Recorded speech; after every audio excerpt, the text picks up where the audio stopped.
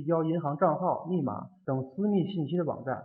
钓鱼是一种网络欺诈行为，指不法分子利用各种手段仿冒真实网站的 URL 地址以及页面上的内容，或利用真实网站服务器程序上的漏洞，在站点的某些网页中插入危险的 Hotmail 代码，从此来骗取用户银行或者信用卡账号、密码等私人资料。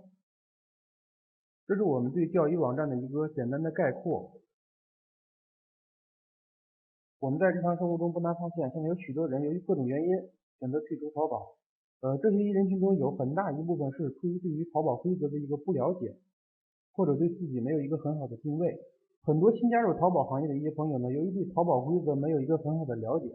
缺乏实操经验，这样就会给一些不法分子提供了可乘之机。相信大家在做淘宝的时候都曾经接到过一些诈骗信息，相信很多朋友都直接或间接的受过骗，带来了或多或少的经济损失。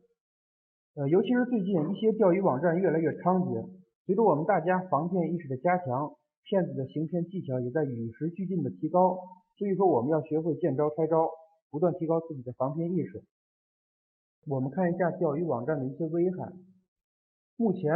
网络钓鱼已形成一个钓鱼网站源代码编写、销售、建立假银行、假 QQ 网站、实施钓鱼欺诈、骗钱的完整产业链。只要有人购买，黑客就可以在一天内建立起数百个钓鱼网站。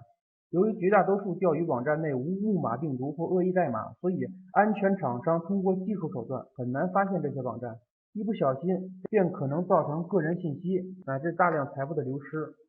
钓鱼网站的威胁并不仅仅存在于网上，如今很多钓鱼活动结合了手机短信和语音电话等主动出击的方式，把那些本来不熟悉互联网的人也拉下水。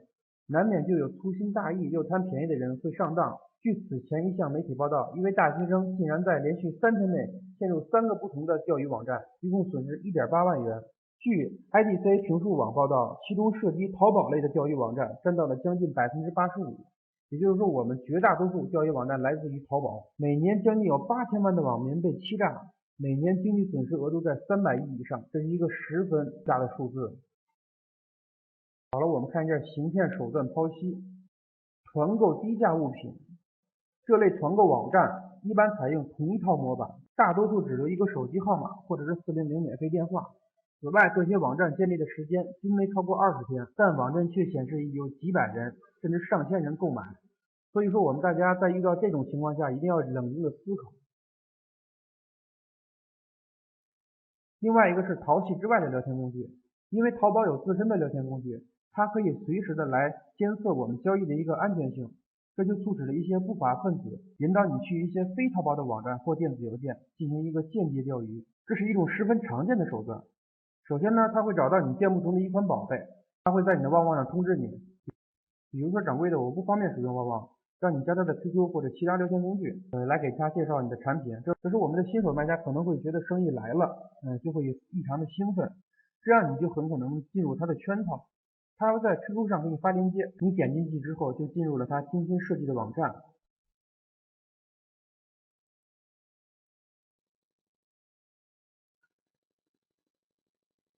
右边这个图片是一个假冒的钓鱼支付宝网站，大家发现这个网站做的很逼真。当你进去的时候，你就会进入一个这样的页面，它会提示你让你登录。这个页面做的和淘宝是一模一样的，但我们仔细看它的域名，肯定会有问题的。如果大家稍不留神，就会登录自己的账户和密码，这样你的账户和密码就被无情的盗取了。登录后会出现一个数字证书的页面，它会让你接受一个验证码，你通过手机把验证码填上去，它就会盗取你的手机验证码，这样它就可以直接登录你的支付宝后台，然后会是这个页面，然后会根据这个页面让你输入你的支付宝密码，这样它就获取了你的支付密码。我们支付宝里的钱就会被无情的转走。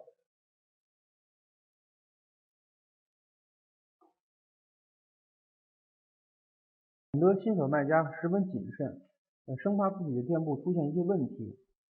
所以说骗子就会抓住我们这个心理。你比如他会说：“你好，我是淘宝小二多少多少号，有买家投诉你的电脑无法正常的付款，经排查发现你店铺存在异常，我们会把解除异常的一个连接发到你的邮箱，请按照提示操作，24小时内解除你电脑异常，否则你的店铺将会被封店。这个时候，许多新手卖家就会上当受骗，所以我们大家一定要注意，遇到这种情况一定要冷静的处理。好了，我们看一下防骗技巧。看一下这张图，淘小二它的公号上面都会有一个阿里巴巴集团淘宝小二这样一个黄色的字样，其他账号冒充淘小二的都是骗人的，我们大家根本不要去理会。作为淘宝卖家，如何防范？最简单的一个方法就是认清网址。淘宝网所有的网址都是淘宝.com斜杠结尾的，支付宝最后都是阿里贝，大家一定要注意。我们看一下这个，在这时我可以看到淘宝账户的安全设置，我们在这里可以有身份认证、密保问题、手机绑定等等，尽量去提高你的一个安全设置手段。这张图我们看到的是支付宝安全等级。如果你经常用一台电脑来操作的话，我们建议安装上数字证书。我建议你安装一个数字证书，这样会比较安全。我们还可以在自己的电脑上装一些安全浏览器、安全卫士软件。我们会发现，当你进入一个钓鱼网站的时候，